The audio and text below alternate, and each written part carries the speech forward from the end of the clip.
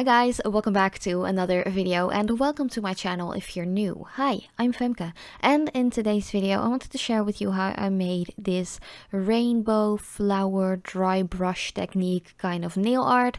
I used Born Pretty store polishes only. I have to say that it all were stamping polishes, but you can do this with regular polishes as well, as at least if they are like super pigmented. So yeah, if you want to know how I made this, keep on watching.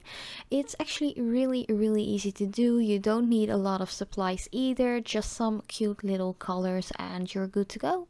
So I had already applied an opaque white base and made sure that was completely dry. It is a little bit patchy, but that's okay. These were just like two thin layers, so it is okay if it isn't like perfectly opaque, because we're going to use 6 beautiful colors to just spice it up a little bit.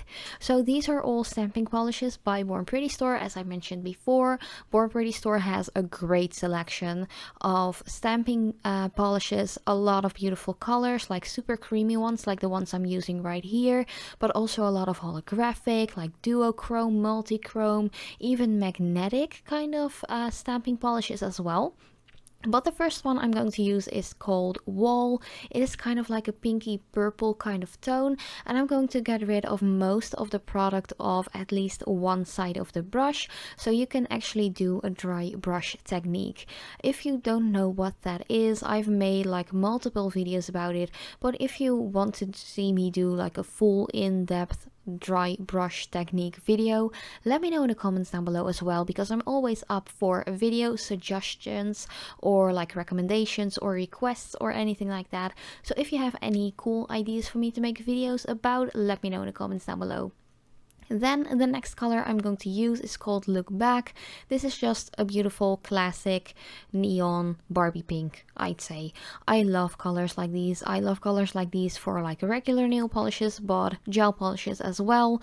And if I wouldn't make like nail art videos on YouTube, and it wouldn't really matter what I wore on my nails or actually switch up colors and designs and techniques, I'd be wearing a neon pink color like this like full time. I love that color so much. It is so cute and so girly, and that's just me. So then, as a Dutch girl, I wanted to do some orange in here as well. This one is called Tulip Celebration. It is just a beautiful orange tone. We Dutchies love, like most of us Dutchies love orange tones. And yeah, I'm pretty much kind of patriotic when it comes to stuff like that. I really love my orange colors. I don't use them that often in designs, but just to make this like a full-on rainbow kind of color design, I couldn't skip an orange, could I? So yeah, this one is actually pretty pigmented as well, so a little bit of polish goes a very long way, and that actually goes for all of the stamping polishes by Born Pretty store. By the way, I also have a discount code for 20% off of Born Pretty store's products on their own website. So if you want to check it out, I always leave it in the linked or the pinned comment down below, as well as in the description box. So if you want to use it, you're free to do so. And I do think you can use it like multiple times as well. So if you feel like, oh, I want to order something now, but maybe I want to order something new in like a month or 6 weeks or something, I think you can actually reuse it multiple times. So yeah, next up is this beautiful yellow color. It is super creamy, super opaque. I really love this one. I actually used it in a later design as well that I also recorded, but that was kind of like a fail design, so I'm not quite sure if I'm going to upload that one. But then again, you guys know me, I love to share like my fails as well, and also more important, how to fix your fails and not having to like remove the entire design, because sometimes you just make little mistakes. Maybe you didn't wait long enough for your polish to dry and you kind of mess it up that way, but there are a lot of tips and tricks that I can share with you how to fix that. But the next color I'm going to use is called Shannon Macaron, or Macarons, I don't know actually, but this is a really nice color. But here I had like a little issue with the cap. and that was that the brush actually came loose from the cap, if you know what I mean. I left this part in like on purpose, just to share with you that you can easily fix that problem. Just use a little bit of like super glue or even a little bit of top coat. Do that at the end of the brush, like the plastic side that goes into the cap. Do a little bit in the cap as well, and you can just press it back on. That is something that I do a lot, and it really works out great. So yeah, that's just a little like side note tip that I wanted to share with you guys, because sometimes that happens. Sometimes the glue just kind of dissolves and your brush is like totally separate from the cap.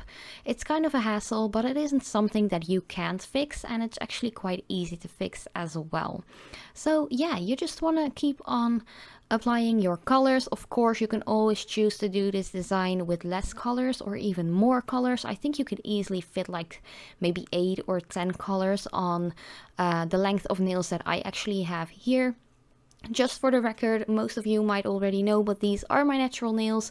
But you could also, of course, do this design on false nails or tips, acrylic or gel. You could do it with gel polishes as well. You can just go crazy with it.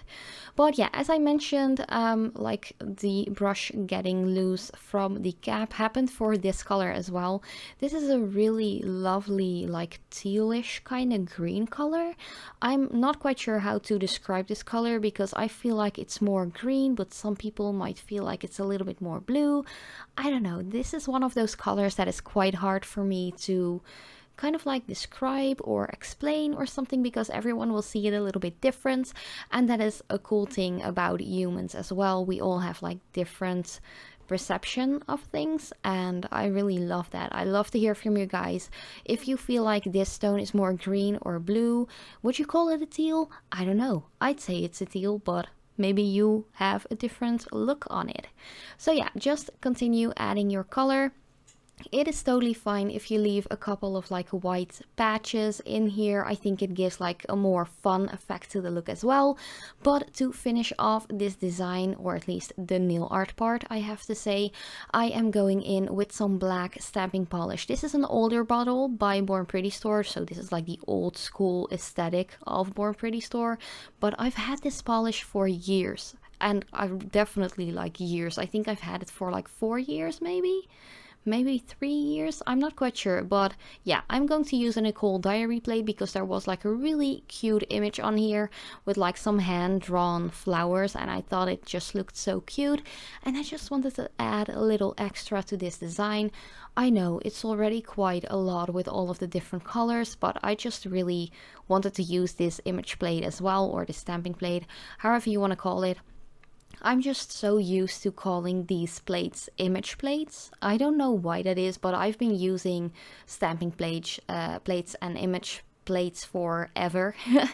Even when I didn't even had my beauty blog, which I've had for over 10 years already, or about 10 years. So yeah, how do you call these? Like stamping plates? Image plates? I don't know. There are so many different like ways to say things, and yeah, I'm really curious to hear about you guys, how you would say these plates are called. So yeah, you just want to go in with your stamper. I just use a clear stamper by Essence because that's the one I actually always use, but the scraper and the polish are by Born Pretty Store, and I really like that scraper. Actually, it's not too flexible, but it's flexible enough that you can just easily scrape the excess of polish off of your image plate. So yeah, here I actually used a little piece of tape to get rid of most of the stamped polish that got onto the skin, and of course you always want to remove that off of your stamper as well if there is some excess polish on there. Just remove it with a little bit of tape, or like a lint roller or something like that. That works perfectly. You don't want to go in with acetone or nail polish remover on a clear stamper because that actually dulls out and mattes out the entire like surface of the stamp. But of course you can use pure acetone or nail polish remover on your image plate to just remove the excess polish. So yeah, here you can see me removing any polish that gotten onto the skin.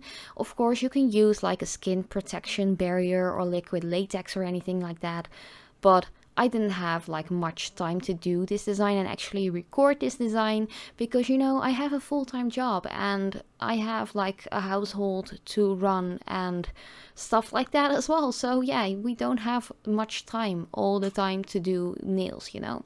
So sometimes you just want to do something quick and easy, and this design is perfect for that, especially if you're working with stamping polish. As far as the rainbow colors go, those dry pretty fast as well, so that is a big plus. And if you have already applied your white base layer on forehand, maybe the night before, it's really easy and really quick to do this design. But for all your nooks and crevices, if you have any polish like around the cuticle area or something like that that wasn't removed with the tape trick, you can just take a little brush and some nail polish remover or acetone and just remove the excess. I'm going to do my other fingers like off camera, because that was more easy for me to actually see what I was removing, because I didn't want to accidentally remove the design, you know. But that is actually already the entire design. Off camera, after recording, I actually waited like half an hour before I went in with my top coat, because the black stamping polish is so opaque, it kind of smears really easily. So that's a little tip on a side note as well. Just wait half an hour before going in with your top coat. Whether it's glossy or matte, just wait a little bit before everything is completely dry. But this was the entire design and tutorial already. I really hope you liked it. If you have any questions, let me know in the comment section down below. And as usual, I love you so much. Thank you for watching, and I hope to see you in my next video.